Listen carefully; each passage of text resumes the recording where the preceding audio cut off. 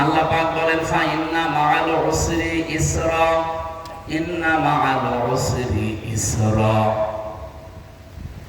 কোরআনের কথা যেহেতু আল্লাহর কথা, এজন্য আল্লাহর কথা যেভাবে শোনা লাগে ওইভাবে মন দিয়ে শুনে। এর প্রতিটি শব্দের ভেতরে কিছু না কিছু আপনি পাবেন। এখানে আল্লাহ উসরুন শব্দের আগে আলিফ লাম দিয়েছেন, এর আগে দিয়েছেন মাআল। মাআ মানে আমরা আরবিতে বাংলা অর্থ করি সঙ্গে সাথে। আল্লাহ কেন এই কষ্টের কথা বলার আগে এটা নির্দিষ্ট করে দিলেন, মারেফা করে দিলেন কেন? পরের শব্দ দেখেন ইসরা, এর আগে আলিফ লাম নেই। আমি আয়াত দুইটা নিয়ে চিন্তা করলাম যে কেন আল্লাহ উসরুনকে নির্দিষ্ট করলেন আর ইসরাকে অনির্দিষ্ট করলেন কেন? এটা নাকেরা, অথচ মামার পরে এই দুইটা শব্দ। যেহেতু শব্দের আগে একটা নিশ্চয়তা সূচক শব্দ আছে, তার নাম ইন্না, এর আগে ফা শব্দটা দেওয়া আছে। আরবি গ্রামার যারা বোঝায়, যারা পড়ে, ফা 19টার উপরে অর্থে ব্যবহার হয় বিভিন্ন কায়দায়। আল্লাহ এখানে জানাতে চেয়েছেন অবশ্যই কষ্টের সাথে সুখ। কষ্টের সাথে সুখ বললে তো আমরা বুঝে ফেলতাম, আপনি আলিফ লাম দিয়ে নির্দিষ্ট করে দেওয়ার কারণ কি? তাফসীরে ফি জিলালিল কোরআন সাইয়্যিদ কুতুব রাহমাতুল্লাহ আলাইহি উনি জানাতে চেয়েছেন আল্লাহর এই ভাষা দিয়ে দুনিয়াতে যারা একটা কষ্ট সহ্য করবে, আর কষ্টটা যদি হয় তিনটা কারণে, মাস্ট বি তার সাথে সাথে আল্লাহ কমপক্ষে 10 থেকে 70টা শান্তি সুখ রেডি করে রেখেছে। বুঝে সুবহানাল্লাহ বলেছেন তো নাকি? আপনি এদিকে দিকে তাকাচ্ছেন কেন? এদিকে তাকান। আল্লাহর কথা ছিল যদি একটা সুখ কেউ দুনিয়ায়, একটা কষ্ট কেউ ভোগ করে, তার পেছনে, তার সাথে, তার সঙ্গে কমপক্ষে সুখ একেবারে লাগিয়ে দিয়েছেন কয়টা? কমপক্ষে নিজে 10টা, উপরে 70টা তো পাবে। আপনি এবার হিসাব করে বলেন, একটা কষ্টে যদি কমপক্ষে 10টা সুখ পাওয়া যায়, 10টা সুখের কথা কোথায় আছে? মান জা বিল হাসানাতি ফালাহু আশরু আমসালিহা। কোন মানুষ যদি একটা নেকির কাজ দুনিয়ায় আঞ্জাম দেয়, এটা কমপক্ষে আল্লাহ বাড়িয়ে দেয় কয় গুণ? 10। তা আপনি দুনিয়াতে একটা কষ্ট সহ্য করলে সুখ পাবেন, বিষয়টা এমন না। কষ্টটা পাওয়া লাগবে তিনটা কারণে। যে কোনো কারণে কষ্ট পাবে না, কষ্টের সাথে সাথে আল্লাহ সুখ আপনাকে দিয়ে দেবে না। আমি নাম ধরে বলছি, যিনি পালিয়েছে উনি কি কষ্ট পায়নি? পায়নি মানে কি? কি কষ্ট আপনি দেখেছেন? কি কান্নাকাটি ওই দিন? আমার মনে হচ্ছে স্বামী মারা গেছে। এর আগেও কিন্তু এত বন্ধন আমি দেখিনি। এত বন্ধন দেখেছেন কোনদিন? তো একদিন কি কন্দ, তার মানে কষ্ট পেয়েছি। কষ্ট না পেলে এভাবে কাঁদতো না। দুনিয়াতে যারা আমরা কষ্ট স্বীকার করি, একটা কারণ কয়টা বললাম? আরো জোরে বল। 1 নম্বরে আপনার কষ্ট দিয়ে হয় আল্লাহর জন্য হয়, 2 নম্বরে ওটা যদি রাসূলুল্লাহর জন্য হয়, 3 নম্বরে আপনার কষ্ট যদি হয় মানবতার জন্য। এই 3 কারণের বাইরে আপনি নিজে যতই কষ্ট পান, তারপরে সুখ নামে। প্রেমে ব্যর্থ হয়ে মানুষ কষ্ট পায় না, তারপরে সুখ আছে? কারণ কাজটা অবৈধ কাজ। এই যে পরকীয়া প্রেমে যারা আছে, আপনিও কিন্তু ব্যর্থ হলে কষ্ট পান না? পান না? এসব এলাকায় তো এসব নেই। যদি এরকম লাইনে কেউ থেকে থাকে, কষ্ট অবশ্যই আপনি পাবেন যদি ব্যর্থ হয়। এই কষ্টের পরে কি 10টা সুখ আছে? সুখ পাওয়ার জন্য কমপক্ষে 3টা কারণ থাকা লাগবে। এখানে ফিজিক্যালি কারণে টিকায় আছে। আপনার কষ্ট আপনি ভেবে দেখেন তা আল্লাহর জন্য হয় কিনা, 2 নম্বরে রাসূলুল্লাহর জন্য হয় কিনা, 3 নম্বরে মানবতার জন্য হয় কিনা। যদি হয়ে থাকে, কোরআন দিয়ে গ্যারান্টি দিচ্ছে মাস্ট বি আপনার পরে। যেহেতু মানা পরে আল্লাহ এসব অবশ্যই আপনি সুখ শান্তি পাবেন। সুখ পাবেন বলেন নাই, ওয়ালা তাহিনু ওয়ালা তাহজানু ওয়া আনতুমুল আ'লাউনা ইন কুনতুম মুমিনিন। সূরা আলে ইমরানের 138 নম্বর আয়াত। এই আয়াতটা পড়ার পরে আমি দেখেছি 39 নম্বর আয়াত, যে আরবি গ্রামার দিয়ে আমি মিলিয়ে দেখলাম যে বালাগাত মানতিকের নিয়মে আয়াত মিলছে না, এই আয়াত ভুল। আপনি তো হা না কিছু বল না, আমি মিলিয়ে দেন তো। ওয়ালা তাহিনু ওয়ালা তাহজানু, আল্লাহ পাক বলেন ভয় করবা না, চিন্তাও করবা না, ভেঙে পড়বা না, দুর্বল হবা না, হীনমন্যতায় ভুগবে না। ওয়া আনতুমুল আ'লাউনা, অথচ শব্দ হওয়া দরকার ওয়া আনতুম আ'লাউনা, মাঝখানে আলিফ লাম দিলে তো গ্রামারে মিলছে না। মারিফা হবে সব সময় মুবতাদা মারিফা, কিন্তু নাকেরা সব সময় খবর নাকেরা।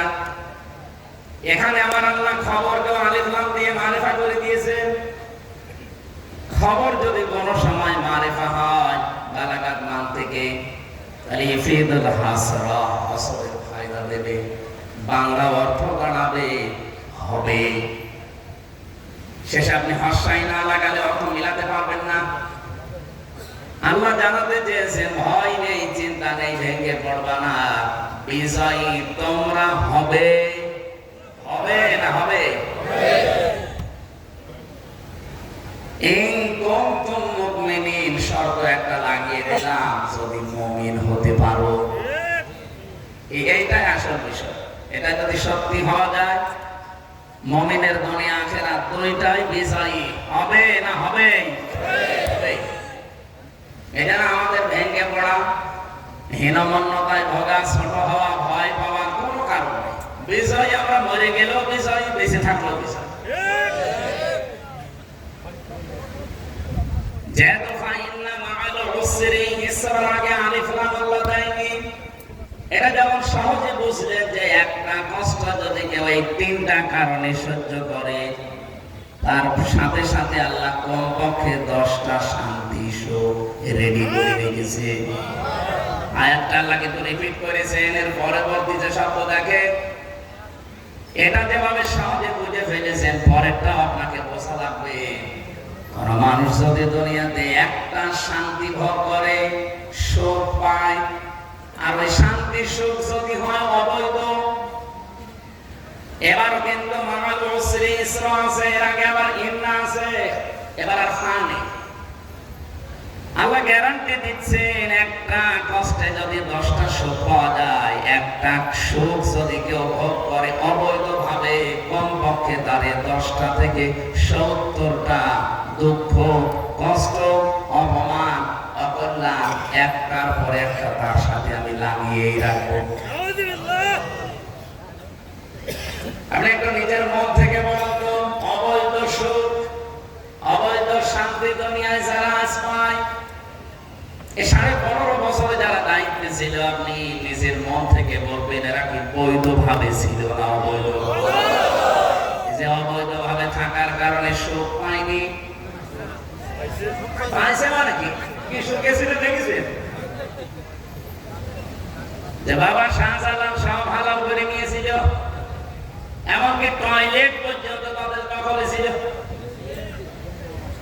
আপনি দেখেছিলেন টয়লেটের উপরে পর্যন্ত আমি লেখা দেখেছি বঙ্গবন্ধু টয়লেট। আর কি বাকি থাকে? বাস্তবতায় আমি মেলালাম আল্লাহ, দুনিয়াতে যদি কেউ একটা সুখ অবৈধ ভাবে ভোগ করে থাকে, তার কপালে যেহেতু 70টা দুঃখ, অশান্তি একেবারে লাগানো আছে। জানি 15.5 বছরে যারা অবৈধ ভাবে সুখ পেয়েছেন, শান্তি পেয়েছেন, মাস্ট বি আপনি লিখে নিতে পারেন। এখানে একটু বেশি হয়ে যাচ্ছে, এখানে আর আনবেন না। মানুষগুলো একটু শুনছে, শুনতে আপনারা গল্প করবে, শুনবে না। যারা অবৈধ সুখ পেয়েছেন, যদি একটা সুখ পায়, একটা সুখের জন্য দুঃখ পাওয়া লাগবে কয়টা?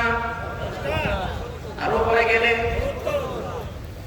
এবার বলেন তো 15 বছরে শেখ হাসিনা যদি 50টা সুখ পায় না পাইনি?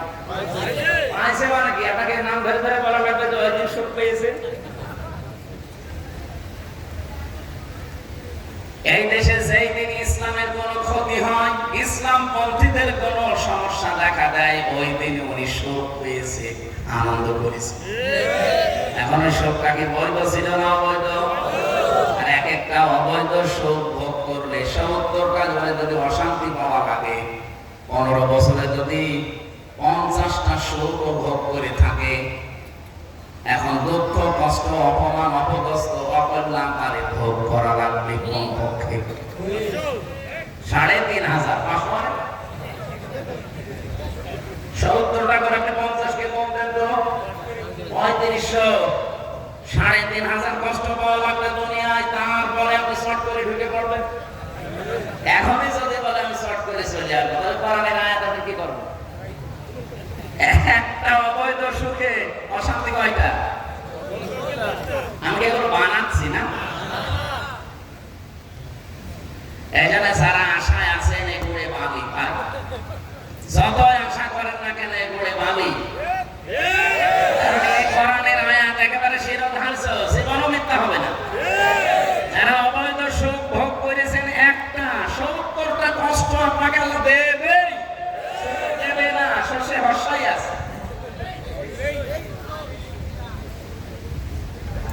আমি অবৈধ ক্ষমতার কথা বললাম এই জন্য, আমি নিজে একজন ভিকটিম। আমার 33 বছর এখন বয়স। 18 বছর থেকে যদি আমি ভোট দেওয়া আরম্ভ করতাম, 3 বার ভোট দিতে পারতাম। 18 থেকে কত হয়? 3 বারে হলে 33 বছর হয়ে যায়। 18 আর 15 কত? একেবারে খাপের খাপ মিলে যাচ্ছে না। আমার নিজেরটা আমি বললাম, আপনারটা হিসাব করেন। এই 3 বারে যেহেতু আমি ভোট দিতে পারি নাই, সুতরাং যারা দায়িত্বে ছিল সব অবৈধ।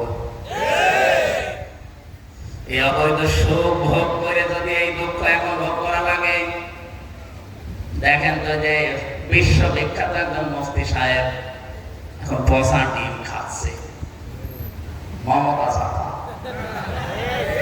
মুফতিও বলে সিয়াসের তাহাদিস পুরা করিস বললো কবে আন্দাজে। কোরআন শরীফের আমার কোনো বাংলা তাফসীর নেই যা আমি পড়িনি, একই গো। আজকে কে যেন লিখেছে দেখলাম যে তাজমহল দেখার জন্য আর ভারতে যাওয়া লাগবে না, শাহজাহান আর মমতাজ দুজনই আছে এক জায়গায়। শাহজাহান সাহেব আছে 4 নম্বরে, মমতাজ আছে 2 নম্বরে, পাশাপাশি তো। তাজমহল দেখতে আপনি কি করতে ভারতে যাবেন? গাজীপুরের কাশিমপুরে যান, দুইজনকে এক জায়গায় পেয়ে যাবেন। কষ্টর কিছু হয়নি এখনো। 15.5 বছরে যত সুখ আপনি ভোগ করেছেন, পুরাটা যেহেতু অবৈধ ছিল, পুরাটা আপনি জেনে শুনে সুখ ভোগ করেছেন। আপনি জানতেন যে নির্বাচন হয় না, যে আপনাদের এই জেলার একজন শিক্ষক নাকি যেন নাম, ও জানতো যে 15 বছর দেশে নির্বাচন নেই, এর বড় গলা আগিয়ে বসে আমার দিন এমপি হয়েছিল। আপনি কি করতে অবৈধ সুখ ভোগ করতে গেলেন? এ পাশের জেলার একজন কিন্তু ভালো ছিল, এই অবৈধ সুখ ভোগ করতে গিয়ে এখন বাড়িটাও হারিয়েছে। আপনাদের জেলা কয়টাও ভালো তো চলছিল, হঠাৎ করে বলছে না আমি ওই অবৈধ সুখে ভাগিদার হতে চাই, গলা বাড়িয়েছে, মারা গিয়েছে। কথা বলছেন। যাই হোক, আগামীতে কেউ যেন এরকম অবৈধ সুখ এই দেশে আর ভোগ করতে না পারে, এই জন্য আমরা এত সচেতন। কিন্তু কিছু মানুষ বলছে না আমরা ওইভাবে আবার চাই। কেন? আপনি কি আপনাকে আমি ওইভাবে আবার কষ্টে ফেলবো? ওরা যেভাবে কষ্টে আছে আপনাকে আমি ওইভাবে কষ্ট দিতে পারি না, এই জন্যই তো আমরা এত কিছু করছি। এবার যারা আসবে বৈধভাবে আসা লাগবে। আপনি কি রাগ করবেন? যে হাদিসটা পড়েছিলাম হযরতে আবু যর রাদিয়াল্লাহু তাআলা থেকে বর্ণিত, বিশ্বনবী জানিয়েছেন মানিদ্দাআ মা লাইসা লাহু ফালাইসা মিন্না।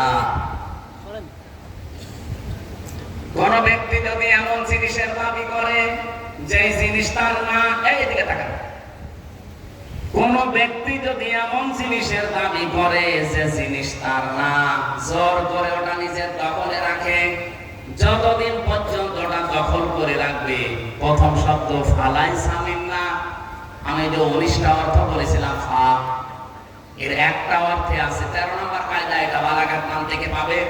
উপরে বর্ণিত কোন কথা যদি কেউ দুনিয়ায় মেনে চলে, পরের যে শাস্তি মাস্ট বি তার উপরে হবে। এইজন্য মানে দাগা মা লাইসা লাহু দেওয়ার পরে লাইসা দিলে হয়ে যেত, ফালাইসা দিয়েছে। তার মানে আপনি যদি কারো জিনিস দখল করে রাখেন, আপনার প্রথম শাস্তি, আপনি ওই দিন থেকে আর নবীর উম্মত নেই।